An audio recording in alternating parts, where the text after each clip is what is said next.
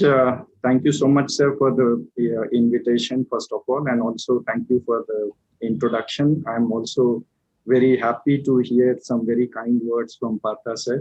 It's been a pleasure working with him on the Brookings India project that he mentioned. There are some very beautifully written articles there, and those of you who haven't really bought that book, please do read that book if you are really concerned about the coal sector. The book also, incidentally, last week we got to know that it features in the top 5 or 10 most important books on energy policy. So it has actually quite a lot of audience across the globe. So I would strongly recommend that if you haven't read the book, please buy it and read it. Of course, I don't get anything out of your buying the thing, but it's a very important book. I really recommend it. Now, the topic that I chose was also with a view that we are experiencing some challenge in terms of how do we adapt to the new technological landscape of coal mining, and I think mining in general in response to the pandemic that we are facing right now. And apart from that, we have also seen that the sectors, the mineral sectors in India, but perhaps coal a little bit more, is lagging in terms of technological adaptation when you compare that with, let's say, Australian or Canadian or even South African. So some of the things that I wanted to talk about as to they reflect the challenges that people or the industry is experiencing in India, and that's perhaps the reason why it is not getting adopted. And a couple of other things which particularly relate to the providers of such technology and services. So, you know, in the regular parlance, these are called METS services, basically mining equipment, technology and services companies. So these are perhaps applicable even to them. So let me begin by quickly first narrating some of the important challenges that the industry faces now and how technology basically can help. So one of the things that we talked about just a little while ago is that sustainability is a big concern. So safety and environment and social, perhaps in India, it's not such a big concern, at least the environmental part of it, as much as it is in the Western countries, particularly the developed mineral-rich economies. But social issues have become very, very prominent. And in fact, if you look at the current round of commercial coal mines also, where most companies have had to deal with the new challenges in terms of land acquisition. So one of the elements of cost which also impacts their competitiveness is the land cost. So, you know, earlier days when I started my consulting journey way back in the early 2000s, that time the cost of land was perhaps about 5 to 10% of the total hard cost of a mining project, but it has reached the level of, in fact, 35 to 40% in many cases, particularly if you look at the provision for 4 times the market price and these kinds of requirements placed on mining. So social sector is something that we have to, you know, be very mindful about, not just in terms of just the acquisition of land, but also in terms of managing the other expectations. And I'm sure many of you actually have background from the Mahanadi coal fields and SECL regions where there are large growth in productions expected. So these are the places where societies have come up with expectations that certainly need to be met if those projects have to come on stream. Then there are, of course, other challenges which include difficult terrain, perhaps the quality of mineral ore or the grade of ore, which are gradually decreasing as we progress and as the shallower deposits are actually excavated out. In fact, in the current commercial coal mining work that I did for a couple of clients, there also we see that in fact 38 coal blocks were placed for auction. Only 22 received 1 or more bids. Some of the coal blocks which were relatively bigger size, perhaps had more than 400 or 500 million tons of resource space, but they were not perhaps, you know, they didn't find favor from these commercial miners, largely on account of the fact that the geotechnical aspects of those mines were considered very difficult. So deep-seated deposits, you know, initial 4 or 5 years or even 6 years, you might end up removing only overburden. Then there's no availability of land nearby to dump that waste that you excavate.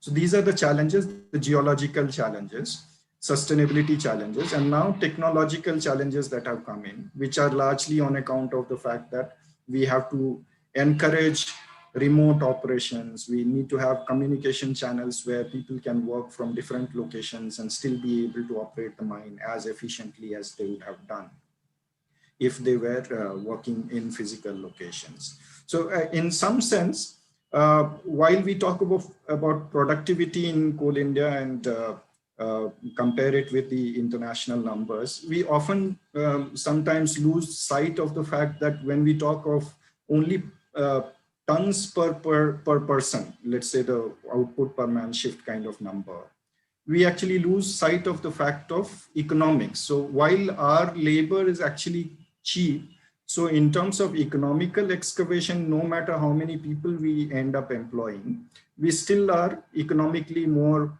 competitive in terms of cost of excavation, in terms of rupees per ton, which is why the Indian coal mines would typically figure in the third or fourth quartile in comparison with, let's say, Australian or Canadian or South African coal mines. Many of them figure in the first and second quartile. So when the demand comes down, actually those are the coal mines which will perhaps be set out of operation and mothballed.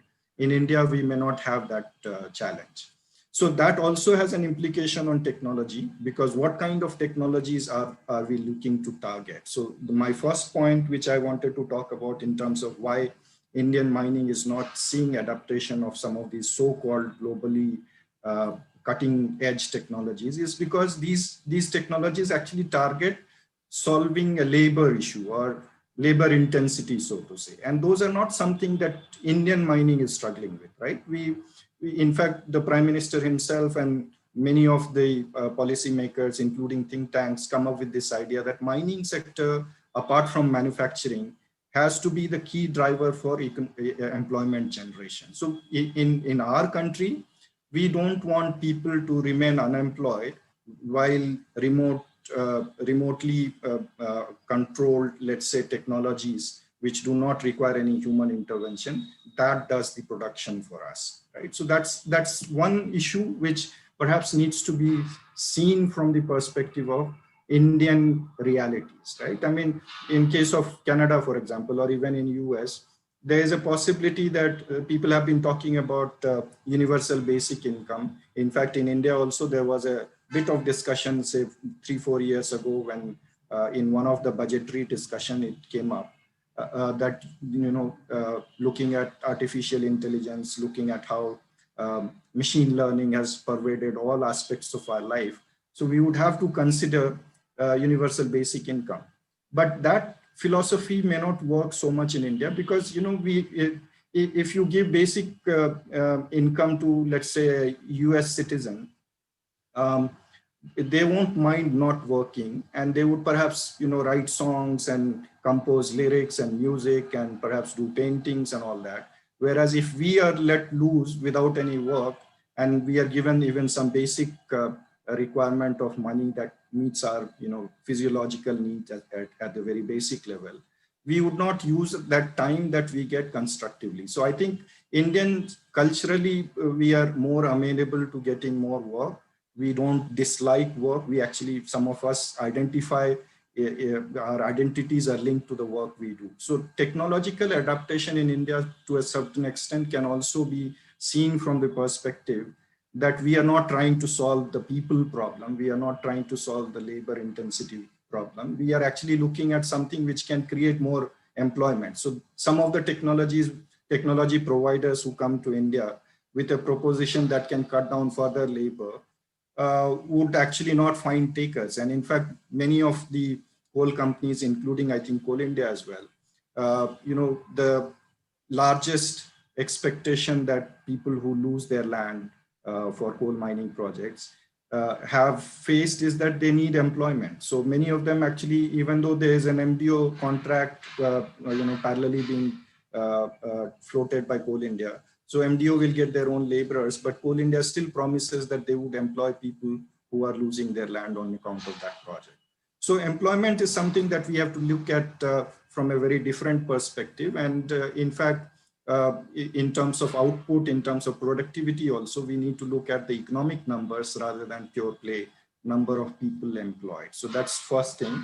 The second thing is in terms of where's the money basically. If you see the regime that we have come into, it's all for all natural resources, we have only auction to deal with, right? So coal block auction, mineral block auction, if you have kept a track of how these auctions are played out, even in the recent commercial coal mining, there were a couple of projects where the revenue share went even to an extent of 67% or 55, 51%, 41, 42%. And if you include all other statutory payments that are required, a large portion of revenues from those coal projects would eventually be given back to the government. And mind you that this does not include GST, because GST is on fuel and it is separate from all other taxes and perhaps may not even be recoverable in total amount. So what we are looking at is that in auction regime, particularly with aggressive bids due to higher competitive intensity and the way the statutory and other payments are structured, there's very little money for the mine owners. And of course, when mine owners further subcontracted to MDOs or contract miners for excavation of overburden or coal, those contracts are so watertight, and there's very little flexibility in terms of managing operations, or there's of course very strong pressure on profitability of the contractors. So what you see typically is that MDOs can get in their excavators and dump trucks and efficiently manage the operation, but they cannot think of innovation. They cannot think of any new technological adaptation. They cannot think of adapting something which has worked out, let's say in Australia or Canada or South Africa. And therefore, we don't see much of these things being adapted in India. So that's second aspect that I wanted to talk about, that perhaps we need to relook at how these auctions are structured. In fact, in public-private partnership, where I also work for a lot of infrastructure companies, there's a due weightage given to how people are going to manage innovation. In some cases, the way the selection of contractors is done and the flexibility in technological selection is given to them.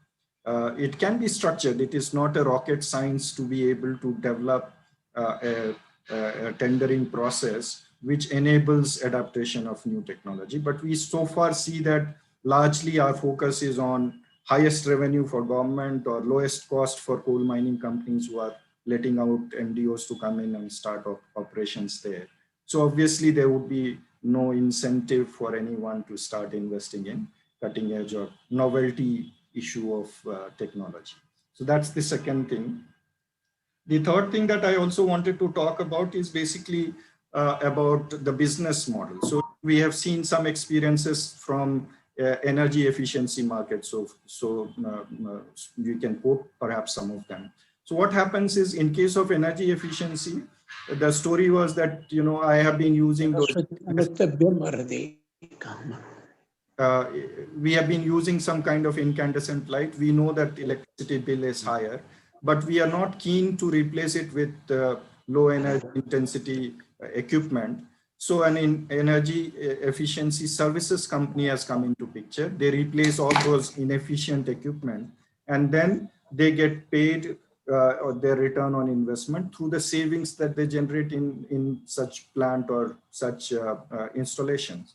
So I think similar models need to be worked out in India in mining sector as well, where a different entity which can partner with, let's say, the coal mining companies or MDOs or contractors and do a long-term alliance with them and share the benefits that they get from adoption of new technology in an equitable manner with MDO and for themselves. So as long as there are no such new business models being discovered and some people actually biting the bullet in terms of adapting those kinds of business models, we would not see adaptation of new technologies in mining sector. And the last problem that I wanted to talk about is in terms of the contractors' way of bidding for these contracts. In fact, I have been assisting some of the contract miners based in Hyderabad and elsewhere as well. So many of them actually are typically, the hardcore technical people. Some of them have actually evolved from infrastructure sector. They were basically earth moving contractors. Some of them built roads in the past. They had some dump trucks and, of course, the minuscule sized dump trucks and excavators. And now they have become miners or contract miners, so to say.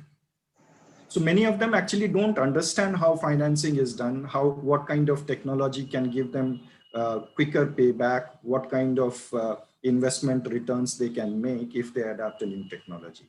So, the problem is, to a certain extent, even that, when I do some work for them, many a times, they look at the financial models, they look at the risk and all those kinds of beautiful things that I talk about in my consulting assignments. And then they go back to doing their pen and paper, back of envelope kind of calculations.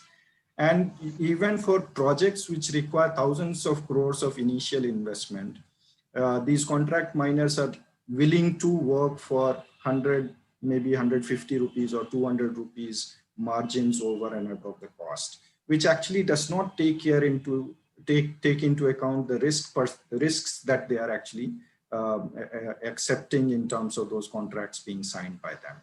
So I think there is a need for, perhaps Coal India can do that by ensuring that their eligibility criteria is framed in such a way that actually people who know the risks, those who understand the challenges of a mining project, and then they price it adequately. I mean, we cannot tom-tom about the lowest fees, lowest cost discovered, only to realize that the project has failed to take off after a couple of years, or the MDO has gone bankrupt and he has left the equipment in the pit, and then the mine owners are faced with a legal challenge whether to remove that equipment or to start working on it or start operating it or something like that. So I think there is a need for us to also look at because I think I'm not sure of the accuracy of the number, but close to 2/3 of the production of Coal India is already coming from contractual business models. So we need to put in a lot of effort to make sure that our contracts are not driven with the sole objective of discovering the lowest cost, but it provides for technological adaptation. It provides for sustainable growth for not just Coal India, but also for all the stakeholders, including the contractors and social societies around those mining projects. So I think these 4 things that I wanted to talk about. Thank you for giving me this opportunity one more time. I must express my gratitude, and if there are any questions, then I'll be happy to take them now. Thank you very much, Dipesh ji, for your elaborate speech on technological adaptation.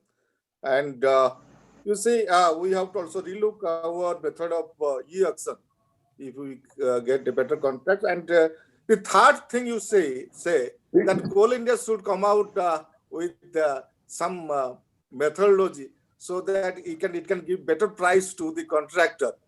Perhaps it is not possible because Coal India is the government company and it is under the supervision of 3 Cs: CBI, CAG, and another C is your what is that called? So there are so many C's in the government system.